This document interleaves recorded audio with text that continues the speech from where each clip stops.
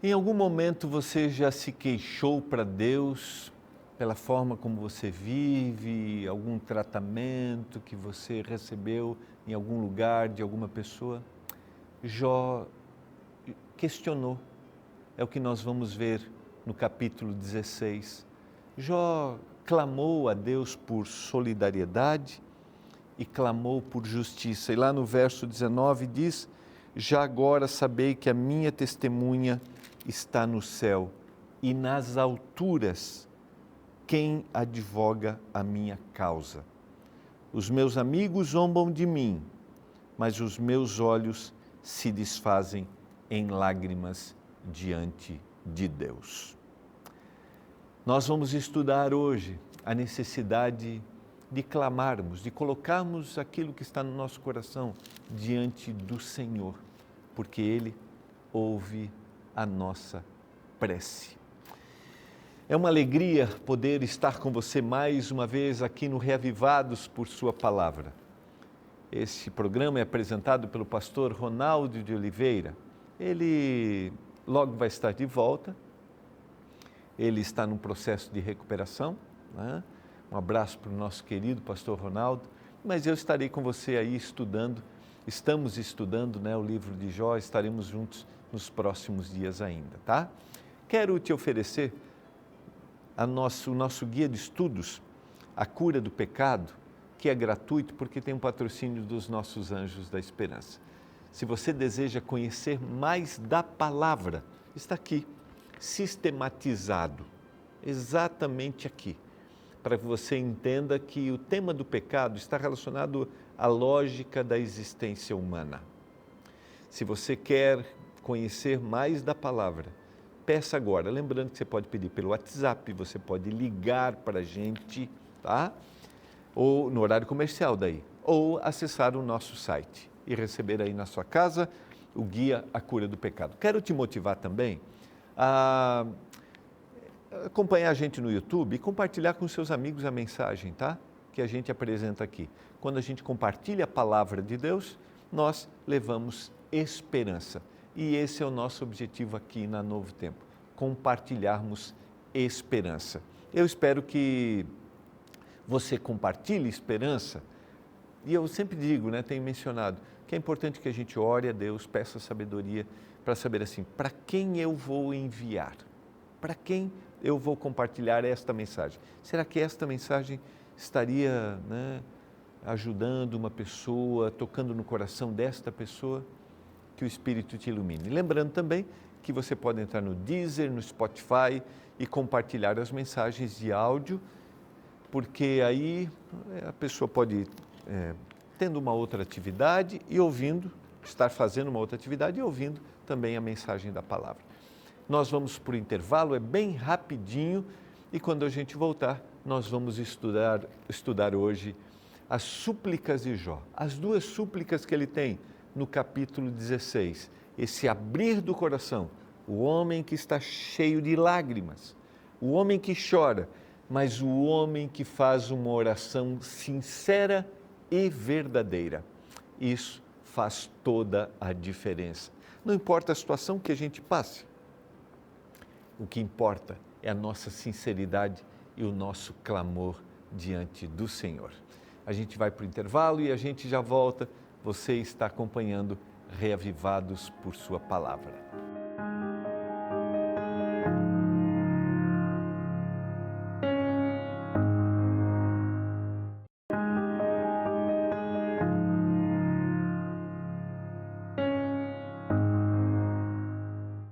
Você está acompanhando o programa Reavivados por Sua Palavra. Privilégio poder estudar a Bíblia com você, um capítulo por dia. Esse que é um livro extraordinário, com lições extraordinárias. Olha, eu terminei o capítulo de ontem, fiquei pensando quantas coisas eu ainda poderia ter dito, né? Fiquei pensando ontem, por exemplo, quando a gente terminou mostrando a insensibilidade que ele faz na retomada do discurso, né? Porque o livro é essa fala dos amigos de Jó, dizendo assim, Jó, você fez alguma coisa de errado, e na retomada ele vem pior, né? Mas fiquei pensando ontem como a gente Fiquei pensando em pessoas que podem estar assistindo, ouvindo e talvez tenham sido machucadas, feridas por contextos, né, os mais diversos. Quero dizer que a graça do Senhor Jesus basta, que a graça do Senhor Jesus atinja o seu coração, mas que Deus coloque pessoas carinhosas, que reflitam o amor de Jesus na sua vida. Esse é o meu desejo. Vamos hoje estudar o capítulo 16 e Jó retoma a fala e ele vai se queixar do trato de Deus, tá? Lembra que ele fala sobre o trato dos amigos, né?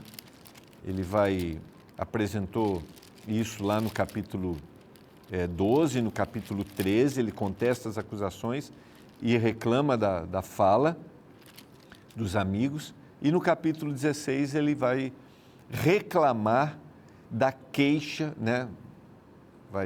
A sua queixa, melhor, a sua reclamação é o trato de Deus. E ele vai fazer 2 pedidos aqui, no capítulo 16, e vai ter um outro no capítulo 17 que a gente vai estudar amanhã. É a súplica da solidariedade e a súplica por justiça. Isso aqui é exatamente o que acontece com a gente quando a gente está passando por momentos difíceis. O que nós desejamos? Nós não desejamos que alguém venha, ele está falando diretamente para Deus, mas eu vou falar de forma geral, tá? A gente não quer que alguém venha e nos afunde mais, nos coloque numa situação ainda pior, mais constrangedora. A gente quer que as pessoas sejam solidárias. E aqui ele clama pela solidariedade de Deus. E ele também quer justiça, é o que a gente deseja. Sejam justos comigo. Não me tratem dessa forma. Pode haver equívocos na nossa busca por justiça? Pode haver. Mas se você oferecer o consolo, se você oferece o amor de Deus, lembra? Peça a Deus sabedoria nas falas, para não ser injusto. E eu vou ler alguns versos da súplica de Jó pela solidariedade divina. Tenho ouvido muitas coisas como essas. Todos vós sois consoladores, molestos, está falando para os amigos. Porventura não terão fim essas palavras de vento? Ou que te instiga para responderes assim? Eu também poderia falar como vós falais, se a vossa alma estivesse em lugar da minha. Eu poderia dirigir-vos um montão de palavras e menear contra vós outros a minha cabeça. Vejam a forma como ele está apresentando depois da fala de Elifaz. Poderia fortalecer-vos com as minhas palavras e a compaixão dos meus lábios abrandará a vossa dor. Se eu falar, a minha dor não cessa. Se me calar, qual é o meu alívio? Na verdade, as minhas forças estão exaustas. Tu, ó Deus, destruíste a minha família toda. Se dirige aos amigos e se dirige para Deus. Ele clama pela solidariedade que venha de Deus e que a solidariedade também seja demonstrada pelos amigos. Essa fala dele aqui tem frases muito boas, né? Que são lições de empatia, né? Eu também poderia falar como vós falais, se a vossa alma estivesse em lugar da minha, eu poderia dirigir-vos um montão de palavras. E ele chama de consoladores molestos. Vocês não estão tendo nenhuma sensibilidade com o que eu estou passando. E ele diz, tu, ó Deus, destruíste a minha família toda. Eu já citei isso, mas vale a pena a gente colocar de novo, né? É incompreensível o que a gente passa e o incompreensível nos leva a deduções erradas. Então, nessa hora, muito mais do que compreender, ainda que a gente deseja quando a gente está sofrendo, muito mais do que compreender, é necessário, vou continuar confiando em Ti. vou continuar confiando. Mas isso não descarta, tá? A pureza do desabafo, tá? E Deus considera isso. Até porque Deus sabe o cenário que está por trás, foi a permissão de Deus para que o inimigo atuasse, porque Deus sabia da sua fidelidade, da fidelidade de Jó. Testemunha disto é que já me tornaste com rugas, ele está falando para Deus. A minha magreza já se levanta contra mim e me acusa cara a cara. Eu olho para mim e ele está dizendo assim, olha Senhor, olha quem sou eu, olha o que o Senhor fez comigo. Na sua ira me despedaçou e tem animosidade contra mim rangeu os dentes e como meu adversário aguça os olhos. Homens abrem a boca contra mim, está falando para Deus isso. Com desprezo me esbofeteiam e contra mim todos se ajuntam. Deus me entrega ao ímpio e nas mãos dos perversos me faz cair. E olha o verso 12, que é uma reflexão profunda das situações inesperadas que a gente passa. Em paz eu vivia, porém ele me quebrantou. Pegou-me pelo pescoço e me despedaçou. Pôs-me por seu alvo. Descrição sincera, descrição verdadeira, não verdadeira, né, mas partindo da ideia dele, porque Deus permitiu, mas não foi Deus que fez isso. Mas aqui a gente tem na história de Jó a permissão. E eu já falei aqui, eu não gosto muito dessas palavras porque a gente tem a tendência de achar que tudo que acontece com a gente é da vontade de Deus, eu já citei isso. Quando a gente diz, se Deus permitiu, é vontade. E eu não gosto da palavra permitir, porque parece essa permissividade, né? E essa permissividade leva à vontade. Se ele deixou, é porque ele quer mesmo que aconteça comigo. E ele não quer. Entenda, Deus não quer. E como eu já mencionei, as variáveis são inúmeras. Cercam-me as suas flechas. Ele está mostrando aqui que ele foi abandonado por Deus e traído pelos homens. Olha que situação. Fere-me com ferimento, sobre ferimento. Arremete contra mim como um guerreiro. O meu rosto está todo afogueado de chorar. E sobre as minhas pálpebras está a sombra da morte. Eu estou falando para você hoje que talvez esteja vivendo por alguma circunstância da vida, por alguma variável de pecado que a gente vive, você está assim, com o rosto cheio de lágrimas. Alguma situação, alguma perda, alguma dor, como Jó. Quero dizer que o olhar do Senhor está sobre você. Jó não consegue ter percepção de que o olhar de Deus estava sobre ele. Ele não consegue. Olhar de compaixão, né? Porque ele percebe que o olhar de Deus está, mas o olhar de compaixão. O olhar dizendo assim, Jó, estou com você, calma. Jó, suporta, eu estou do seu lado. E por isso que para mim fica evidente que essa certeza de que Deus estava ouvindo ele, dá para ele, mesmo no clamor até pela morte, dá para ele essa resistência. E talvez aqui tenha uma grande lição para a vida da gente.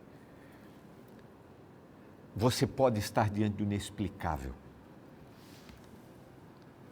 Fale, porque o falar vai gerar em você forças para continuar seguindo, mesmo que você não tenha resposta. Isso é sobrenatural, ter a certeza de que o Senhor está te assistindo, o Senhor está te olhando.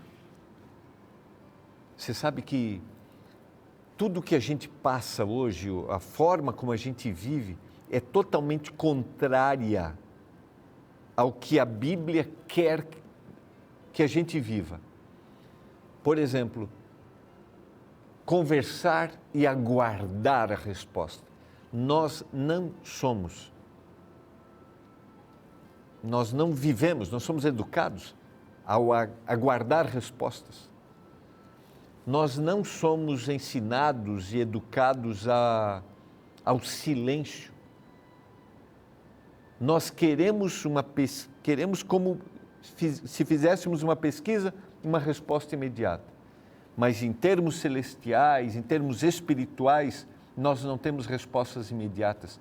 É um exercício de fé, de vida. Por isso, fale, mesmo que você tenha que guardar o silêncio.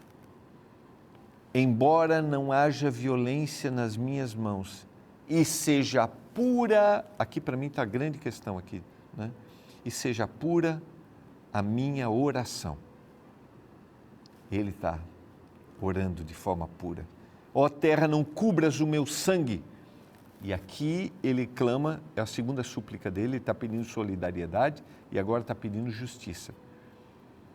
Ó terra, não cubras o meu sangue, não haja lugar em que se oculte o meu clamor. Já agora sabei que a minha testemunha está no céu. Alguém, e nas alturas, quem advoga a minha causa. Alguém, os meus amigos zombam de mim, mas os meus olhos se desfazem em lágrimas diante de Deus.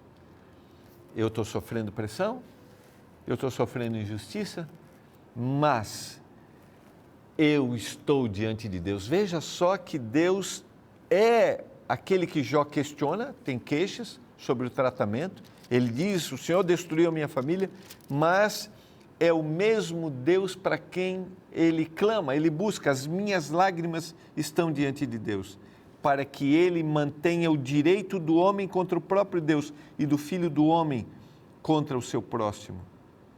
Porque dentro de poucos anos eu seguirei o caminho de onde não tornarei, porque eu vou descansar.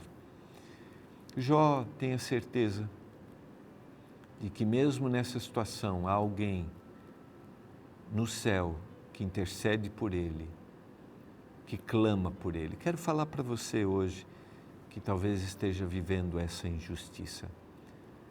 Você não está sozinho, o Senhor Jesus intercede por você, Deus olha para você com amor, com ternura. Se as suas lágrimas fazem com que o seu rosto esteja molhado, o Senhor está olhando para você e o Senhor dará forças para você. Lembra que o clamor fortifica. O clamor não é para obter respostas. O clamor é para continuar seguindo em frente. Eu quero orar por você nesse momento. Você deseja continuar seguindo em frente com a certeza de que Deus está contigo, mesmo que você não explique todas as coisas, que você não entenda, não tem explicação. Pai do céu, obrigado pela Tua palavra. Obrigado porque o Senhor olha para nós, o Senhor está cuidando de nós, o Senhor está conosco. Que essa seja a certeza de cada um dos nossos telespectadores, que eles se sintam vistos e amados por Ti, em nome de Jesus. Amém.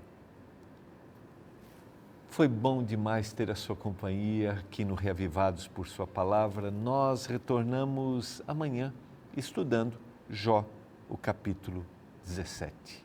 Um abraço. Pense em alguém que você considera muito inteligente. Agora reflita sobre a correspondência que geralmente fazemos entre pessoas inteligentes e pessoas com QI elevado. Talvez você tenha pensado em alguém com vários diplomas, algum intelectual reconhecido por sua capacidade lógica. Desafiando esse conceito clássico, o psicólogo americano Howard Gardner desenvolveu a teoria das inteligências múltiplas, a qual, segundo ele, mostra que o cérebro dos homens e mulheres possui 8 tipos diferentes de inteligência, dentre as quais a lógica matemática é apenas uma dentre tantas. O interessante é que cada vez mais grandes empresas têm procurado não essencialmente indivíduos com QI alto, o qual refere-se à inteligência intelectual, Antes procuram pessoas com QE elevado, ou seja, com inteligência emocional desenvolvida. Assim é possível encontrarmos pessoas classificadas como geniais do ponto de vista intelectual, porém analfabetas da perspectiva emocional. E dentre as características mais importantes para o que é elevado, destaca-se a empatia. Esta se refere à capacidade de se colocar no lugar do outro. No capítulo 16 de seu livro, Jó apresenta para seus amigos a necessidade da empatia. Isso porque, embora ele estivesse atravessando o momento mais difícil de sua vida, seus supostos amigos agravavam seu sofrimento dirigindo a ele palavras de julgamento, críticas e acusações. Veja o apelo que Jó dirige a seus interlocutores no verso 4. Eu também poderia falar como vós falais, se a vossa alma estivesse no lugar da minha. Neste texto percebemos como Jó afirmou que é muito fácil falar quando não se está no meio do problema, e que se as pessoas ao seu redor se colocassem na situação na qual ele se encontrava, elas poderiam entender o porquê de tanta dor e sofrimento. Isso é empatia. Calçar o sapato de outro para entender sua jornada. Como define majestosamente o escritor John Dordelin, empatia não é sentir pelo outro, mas sentir com o outro quando a gente lê o roteiro de outra vida. É ser ator em outro palco. É não dizer, eu sei como você se sente. É quando a gente não diminui a dor do outro. É descer até o fundo do poço e fazer companhia para quem precisa. Não é ser herói, é ser amigo. É saber abraçar a alma.